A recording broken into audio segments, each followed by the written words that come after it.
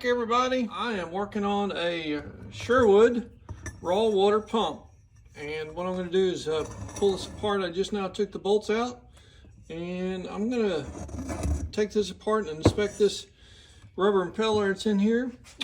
We bought the boat back in July of last year, and this is the first time that I've taken these apart to kind of do an inspection on them and see what they're like. Replace these probably every, I would say, close to 3 years. Now, if you do a lot of boating and put a lot of hours on your boat every year, my recommendation is probably about every 2 years. But 2 to 3 years, if you don't use it very much, and just get in a routine of replacing them, and you won't have any issues.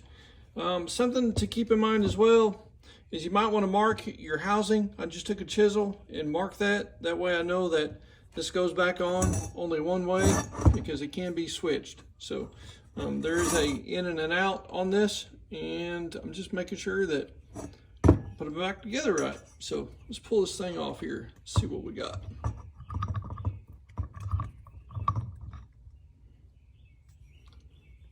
And there is the rubber impeller right where it's supposed to be, and all the blades are attached, which is phenomenal. That is a good sign. That means the previous owner took care of it and replaced them and didn't keep them in there too long. So something that we're gonna have to, we do have a little rebuild kit, and it's gonna come with the O-ring for this. Some of them are a flat gasket without the O-ring, but this one does have the O-ring in there, so we're gonna be replacing that. And there is the gasket as well. So first time apart on the Sherwood, so sure enough. All right, so there is going to be a gasket along with the O-ring that fits in the face of the other part. That's where the O-ring goes. So just make sure you put both of them back in there, and you're going to be good to go. You want to make sure you check out your face really good. You are going to have some wear here. I'm going to get some just probably a little bit of emery cloth, and we're going to touch this up and take care of it's got just a tad bit of waviness to it. We're going to touch that up just a little bit, make sure it's good. It's, as long as it's not ate in there really bad, you're really not going to have much of a problem, just because the impeller is going to move in and out. And why is that? Because the impeller mounts on the shaft, and there's a key. And as you can see, that's where the key goes into the impeller.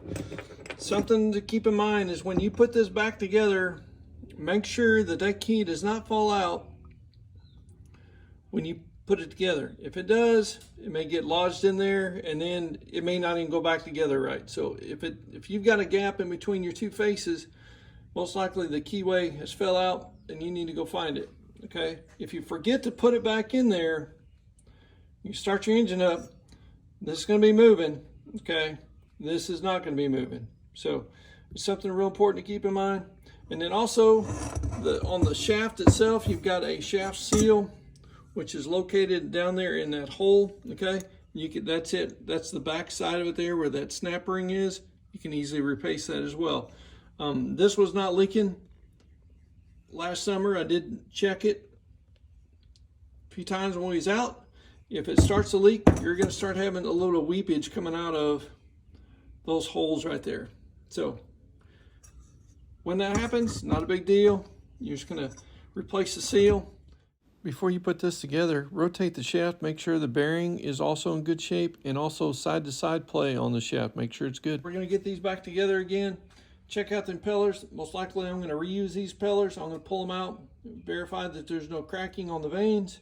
If everything looks good, we're going to put it back together. Now, something to keep in mind is that the rotation of your impeller, okay? When you go to put this back in, you're going to have to twist this impeller to get it down in this housing anyway, all right?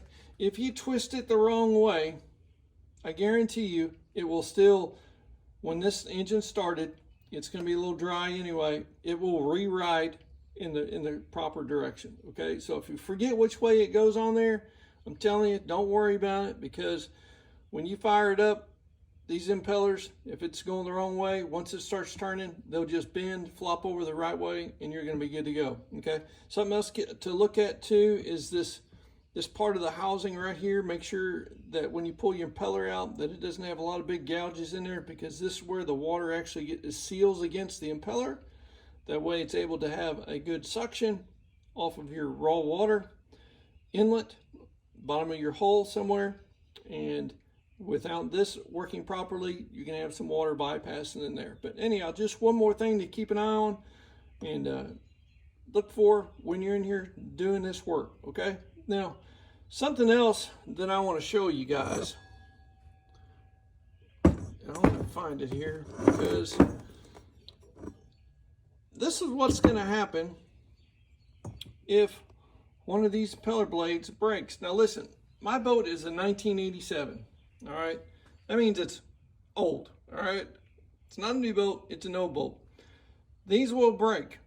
It's just part of it. Sometimes they'll break early on, sometimes they could last 4 or 5 years. But, you know, like for me, the amount of hours I put on, you know, probably every 3rd year I'll replace these, okay? So let's take a look at this, because you're going to see something that a lot of people don't get to see. When your impeller breaks, okay, it's going to go somewhere. All right, it's not going to dissolve in the water.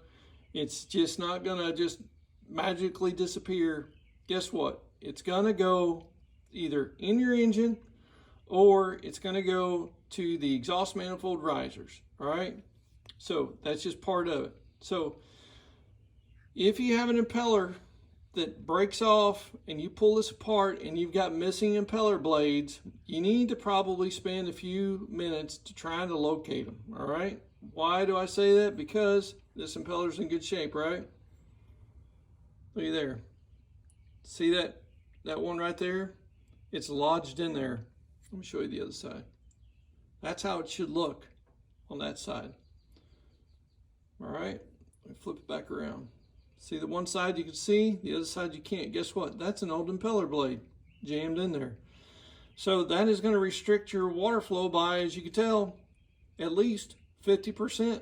All right, so something to look for. It's just one more of those maintenance items that you need to be paying attention to. This one here, as you can see, nice and good on both sides. And let's flip it around. Nice and good on both sides. All right, that's what you're looking for. If you pull this apart, just check your housing. May need to dig around a little bit in them. All right, so we're going to be moving on to the next step. We're going to be installing this raw water pump on this engine. So stand by, because we're only halfway through. Got a lot more instruction to do. Hope you enjoy the video. As the water is pumped, it actually goes to the top of your thermostat housing on this 318 Chrysler Crusader. All right, so let me show you that. All of your inboards are going to have raw water pumps. And everybody knows sometimes those impellers break. I've got this pump off right now. I've already got it off sitting in my home, my garage, and I've got the port or the starboard engine off as well. But I wanted to show you something to look for. So when you pull these off, you want to make sure that these passages are nice and clear, because if they're not, like this one, you're going to have impeller pieces stuck in these. So if you've got some impellers stuck in there, you're going to have some issues. What it does is this goes to this exhaust manifold riser right here, and then this one goes to the port side of this engine. It goes down, goes through, comes out. That's what keeps water flowing through your exhaust manifold risers. You do have a temperature sensor there if it does get too hot, but without water going through here, all these inboards have got some mufflers on them. Sometimes they're fiberglass, sometimes they're stainless, sometimes they're rubber. But if you don't have enough cooling going through your exhaust manifolds, you're gonna have some issues. So, oh yeah, if you guys are wondering what this screw does right here, all that does is hold in that wear plate on the inside of your impeller housing. That's where the impeller, as it's turning around, will actually get bent and compressed. That's where it'll actually push the water through. That's all that does. That just holds that in place so it won't move. So thought I'd let you know. All right, everybody. So what I'm doing is I putting these back on today. And just remember, it's always a good idea to go ahead and mark your outlet and inlet for your raw water to your engine, because this is going to be the port engine, and the rotation of the engine is, if you was looking from the front of the engine, is clockwise. So it's important to make sure that you mark these, because all you have to do is turn these, and you can either make them counterclockwise or clockwise on rotation, due to my starboard engine is a counterclockwise engine. So anyhow, and also put on the back, P for port, on the back of the pulley. That way you won't get it messed up, and you'll be right on track when you go to put it back together. So I did spray some silicone spray on my bolts here, just to make it a little bit better, and that way everything is good to go. So anyhow, I'll put this thing on here.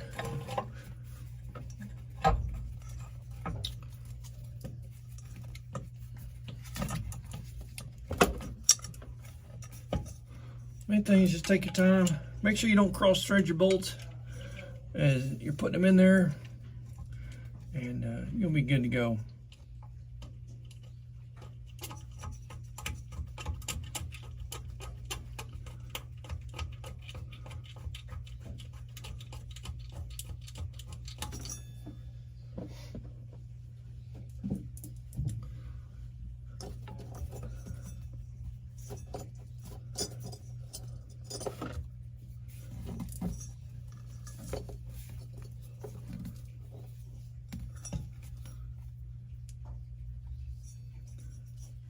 I don't know, Jabsco raw water pumps, to me, just, I know it's different designs of the engines and such, but the ones I've worked on, a lot of them, they just stay mounted to the engine, and you just pull the cover off the front, change out your nice little impeller, and you're good to go. This one, on the other hand, you gotta take it off to service your impellers. Not a big fan. And then just trying to get them on. So, all right, when you're on here, go ahead and check your belts. Flip your belts over, look for any cracks or wears on everything while you're in here. Check out your water, check your water pump, make sure you don't have any play in it. Check the tightness on your alternator, and check your alternator belt as well, to make sure that it is good. And if everything's good, you should be good. Yeah, right? Make sure you check your belt goes right down around a double pulley on the crankshaft. Then your water pump's got a double pulley, and then this one here, you got to make sure that you're good to go. And get this slid up here, get it on. And just remember too, you don't have to have these super duper tight on these water pump.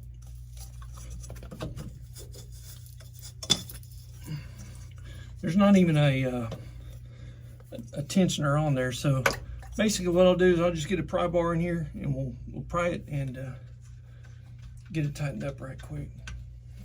We'll get her snugged up here, and we'll do a little prying on it.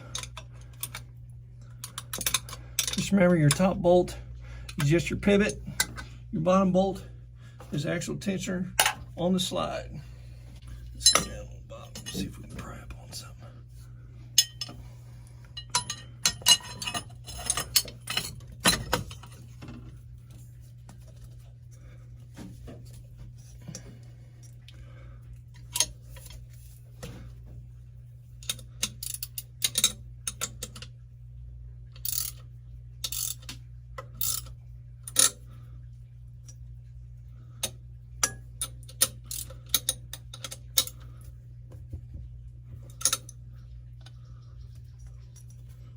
Alright guys, best thing is I just went to the bottom and pried out that way.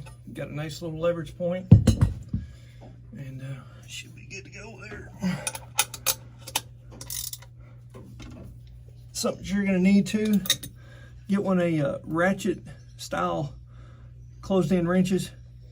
Helps out tremendously on this project here.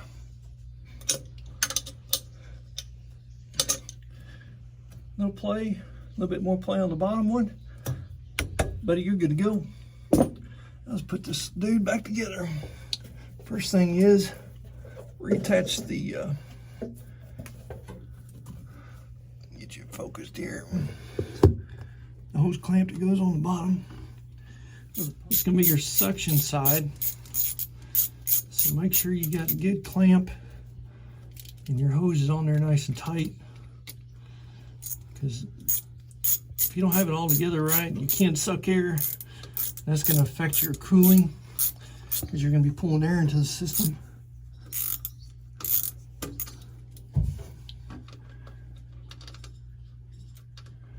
And if you want to, you can actually double clamp these if you want. That way you've got, make sure you got good clamping force.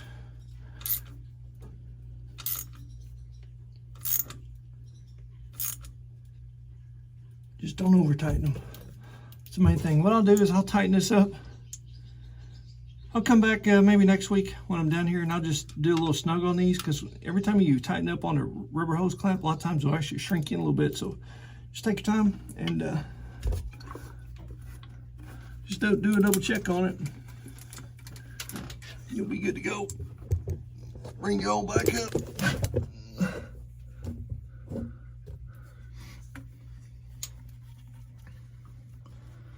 It's pushing 88 degrees today. Went from spring to summer. And it's one of them humid days to where it's about 100% humidity. So anyhow, summer's here. Also, when you're going through all your systems, just look at your hoses. Make sure you don't have any cracking going on.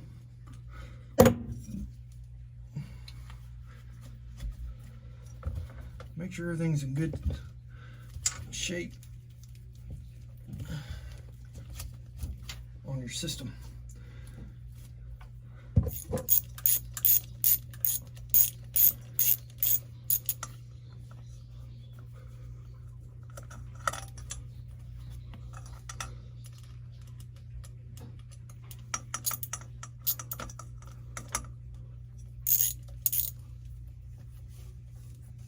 Anyhow, I'm going to be going through and start replacing some of these hoses that's on the engine. Going to get some of these updated. They're starting to get a little old. We'll get them updated.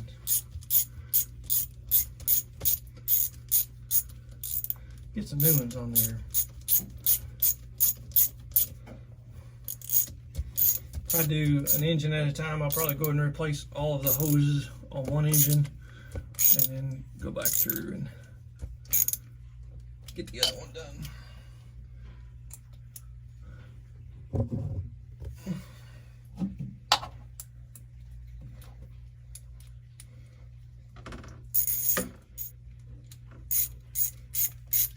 Let's go ahead and check all your hose clamps when you're up in this area. Make sure you're all good. All right, so there's your water pump right there, okay? When water comes out of your through hole, it comes through the pump and then comes straight up to this T. Water is then gonna go to two different areas. This way is gonna lead to the water pump. It's being sucked into the engine and it's gonna circulate through the engine. The other way here is gonna go, coming back around and go right to your thermostat housing, directly to your, back around, goes into the bottom of your heat, not your heat exchanger, but your exhaust manifolds, okay? Comes in right there, okay? Then it goes into here, it comes up, it cools your exhaust, then your manifold, it comes straight up and out, and then right here is where it now combines to the exhaust coming out of your engine, and that's where the water and air mix right here, and it goes down your pipe, okay?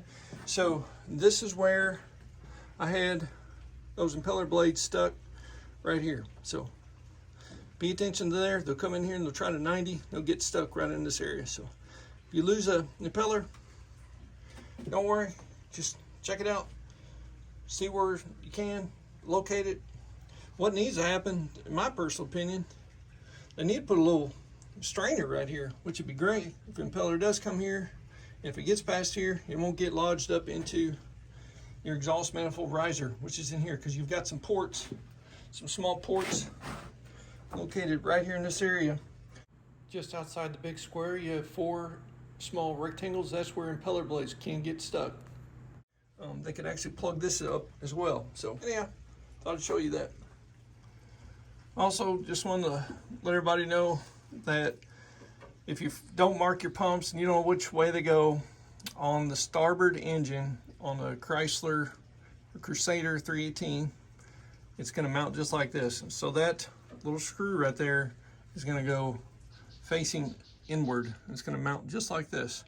The one on top is an out one on the bottom is the in one. But just reference point, the screw goes towards the middle of the engine, just like this. Alright guys, so this right here is about the best place. What I'm using just I don't know what you call it, just a little flat bar for getting down nails and such, carpentry. Anyhow, it slips right up underneath here.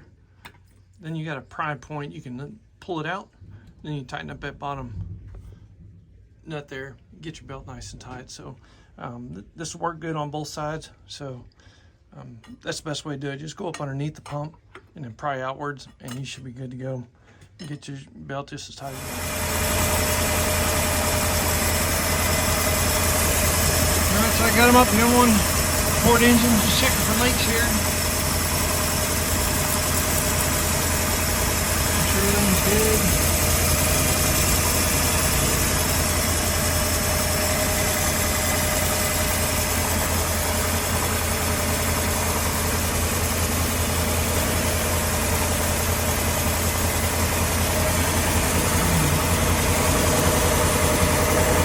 PSI.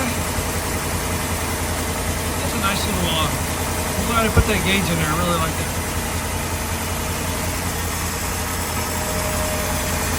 Give it a good look over, make sure we ain't got no leaks anywhere. Make sure all the hose clamps are tight. Alright, port engine is up and going and running smooth as can be.